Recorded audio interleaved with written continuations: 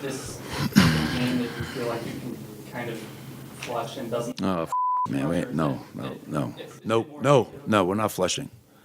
You don't flush when you get embarrassed. You don't flush when you gave up 145 points. You don't flush when you didn't play hard, didn't play with effort, didn't play with physicality. I'm not flushing anything. Russell Westbrook, I mean, he's vocal. I mean, but we need more than Russell Westbrook. I need Nikola Jokic. I need Jamal Murray. I need guys that have been here in that starting lineup to be vocal. And, tonight we got embarrassed. I mean, what just happened is, and let's be honest, it happened tonight for 4 quarters. It happened in the first half against Dallas. So we're 16 games in and we're talking about effort. All right, I was taught always to make sure you flush, but Michael Malone is not flushing anything. Chiney, as a former player, keep it natural. We're not going there. How do you decide which games you flush and which you don't? You always flush in life, okay? Let's just make that clear. Amen. But when it comes to basketball, when you know your effort, when you know your energy, your enthusiasm for every possession is there, no matter the outcome, you're cool with it. But I do think that they're really missing a big piece of their energy, Aaron Gordon, because he's that guy for 82 games. You're going to get some type of motivational play from a dunk, from a slash, from a pass. He sort of brought that joy, and I think they've been missing that joy. They missed Jokic for a little while, for personal reasons. Now he's back. Jamal Murray is still trying to navigate his confidence to be that player that we know he can be. In the interim, they're missing that spark plug, and I think that is why you don't flush it, because you have to bring it no matter who's out there. Yeah, I'm going to second that on Aaron Gordon. They certainly need him back. There was hope that he was going to come back this week. It's not going to happen. He's going to be out with the calf injury a little longer. But Michael Malone, you know what else you need? Stop playing games in L.A. and beating the Lakers and let the team stay the night there. Oh, man. L.A.'s cracking. I used to live there, respectfully to Denver. I used to live there. It's not cracking. So I know these dudes had a good time. I'm going to give them a pass on this game. It's LA. You're funny because I played for a long time, 5 years in Connecticut, and anytime you hit the road, my teammates will be. I'm not outside type of chick. I was going to say, there's certain cities, really... Miami, New York, that people step outside. I saw Perk outside once in Atlanta, but I'm not going to Marc. get into Not when it. you're trying to, you got to be professional. Your coach is not going to give you a pass so early in the season. Big fella, you know what I'm talking Perk, about. what are we talking about? Yeah. Which city? We ain't talking about nothing. We ain't talking about nothing. We gonna talk about Denver, and we gonna talk about the Nuggets. Okay. Yes, sir. And look, here's the thing. Last night, Jokic wasn't Superman. He still put up some pretty damn good numbers, 22, 7, and 7, but it wasn't the best player in the world numbers that he usually put up on a night-to-night basis. So the question is, if Jokic is having an off night, which is going to happen in the 82-game season, who's going to help him out? I don't want to keep harping on Jamal Murray, but obviously he got paid the big dollars, and he got paid to be the Robin to Jokic. So, yes, he does have to elevate his game. But when you look at the others, right, I'm looking at Michael Porter Jr. At what point is he going to step it up? He's been playing pretty good, shooting the ball, averaging around 19. But I think it's another leap he could take, especially with Aaron Gordon being out. So I'm looking at this Nuggets team, and I understand Michael Malone frustration. But, guys, do y'all realize this?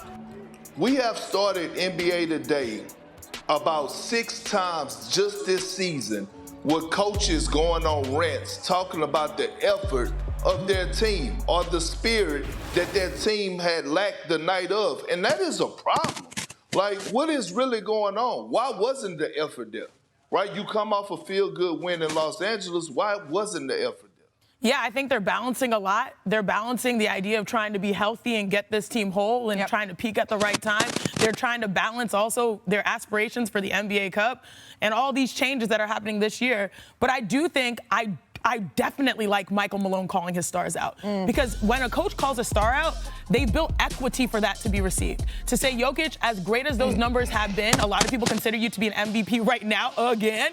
We need a little bit more in an area that you can grow. Jamal Murray, we need to see more leadership and not necessarily excuses as to why we have a loss. So I like him calling them out because this is a team that should be able to handle the highs and lows because they just won a championship 2 years ago. It's the inconsistency that's the only thing that's concerning. They can struggle struggle against a Dallas team with no Luka and then look the best they've looked against the Los Angeles Lakers and then struggle again. It's the consistency that they need to really figure out here. It is Chef Chiney. Chef. Let me cook. Let's go. Let me cook. Chef Chiney is ready for Thanksgiving duty. This Lakers-Suns matchup. Now for the main course. We have legends who know how to serve. LeBron James and Kevin Durant, who are both top 10 all-time in scoring, and they're still finding ways to get better with time. You guys like my chef outfit? Okay.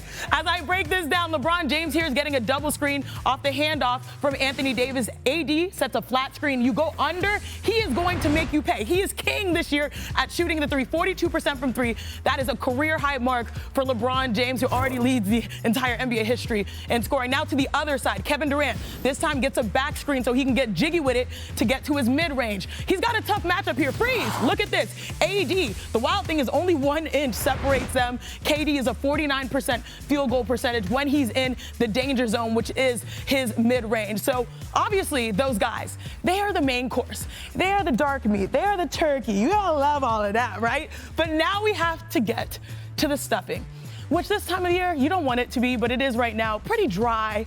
It has no seasoning in it. And I'm talking about the defense, the stuffing in this matchup, because the Phoenix Suns, they're 20th in defense. The Lakers, it's worse. They're 27th. So this is an area for improvement for these squads this holiday season. But good thing, I brought something good for y'all. There's a little bit of gravy that brings the plate entirely together.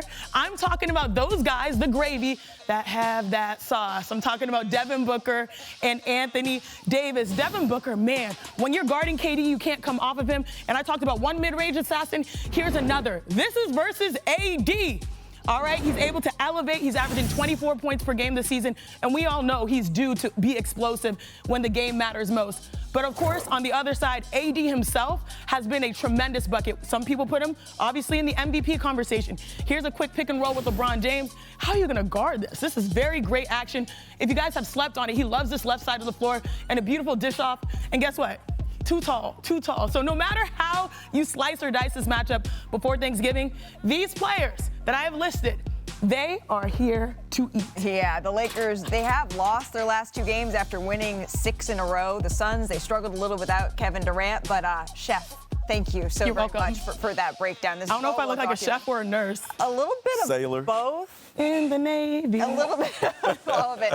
Mr. Spears, who do you have more confidence in, though, as a threat in the Western Conference after that wonderful breakdown from Chiney? Is it LeBron and the Lakers, or is it KD and the Suns? We talking about cooking. KD was cooking. He was cooking for first 9 games. He was 8-1, averaging 27 points. He was the best player in the league for the first week and a half, 2 weeks of the season, and then he got hurt. So I'm going to go with the Lakers. What do you think, Kendrick? Did you just call me Kendrick on national television? Okay, because look, all right, that's strike 2. Strike 1 was you and Sean talking about cranberry sauce goes anything. It does, we'll have though. a conversation It about does, that though. later. If you get No, good, it gotta be. It does. No. It does. No. We'll dive into that later into the show. But look, here's the thing. I'm with Marc. If KD's healthy, I'm all in with the Phoenix Suns. They're my dark horse to win it all. Kevin Durant was looking like the best player in the league before his injury. Now, on the other side of things, the Lakers, they need help, right? And I think them being on this 2-game losing streak, losing to the Nuggets, losing to the Magic, it highlighted something. It highlighted that they still need to address the problem at hand, and that's backcourt play.